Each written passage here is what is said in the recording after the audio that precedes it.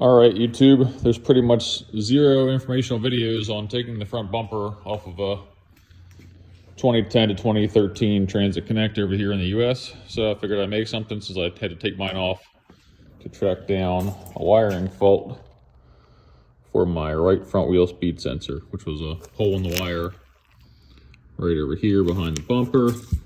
But technically you're supposed to pull the bumper off if you're doing like a headlight replacement or something. Some people say you could just push the bumper down and that's how you can get it out. But anyway, to pull the bumper, I found the easiest way. You basically need to address 3 10mm bolts that hold it from the sides. 2 bolts come in from the outside. 1 comes in from the inside. So technically you're probably supposed to remove these whole fender liners. I did not want to do that because all these plastic clips break and I didn't have any extra ones, so I just wanted to kind of pull them back as little as I could. You're going to need to first go ahead and undo these little splash shield winglings on the bottom of the vehicle. There's a couple Torx bolts and Phillips head screws that hold those on. You're going to get, once those are out of the way, you can kind of peel them back and you're going to see this 10mm coming in from the inside. That's the only bolt you're going to get from back here. You're also going to see this little plastic tab for the fender flare, Archwell flare thing that clips into the front chin spoiler right here. So using some pocket screwdrivers or like transmission tool picks, I was able to work that out of there without any damage, which is good. Once you get that 10mm for the very bottom of the flare out, you can basically come to the inside of the fender well.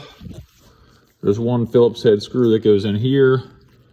I didn't bother taking this top one out at all. And then give it a nice little tug and this fender flare will pop out, at least this first little push tab. That'll give you access to 2 10mm bolts that go here and here. I used a ratcheting wrench to access those while pulling the fender flare back as little as possible. That would be these 2 bolts here. Once you have that done, you could basically grab hold of the bumper, give it a firm tug. It's going to pop this clip right here out of the fender area, so that'll pop back off of here. You have to unplug your little side marker lights on both sides. Then you're going to move to the front of the vehicle, go ahead and pop the hood. You're going to have, I don't know, approximately 8 to 10 Phillips head screws that go here, here, here, here, here. That's all your bolts for up on top of the bumper. So like there's 1 there, I got 1, 2, 3, 4 across the top. Another 1 for the plastic part of the bumper. Probably don't have to pull that off, I don't think it goes anything. Then you're gonna go ahead and,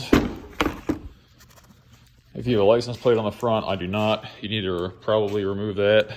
Then you have some little access cover doodads. They're going to pop off. Just any kind of pick tool or screwdriver will pop those off. There's going to be a Torx bolt on both sides you get from the front. Once everything is off the front, nothing is really holding the bumper on any longer. Like I said, make sure both the little side marker lights are out. Then you're just going to give the front bumper kind of a firm jostly tug.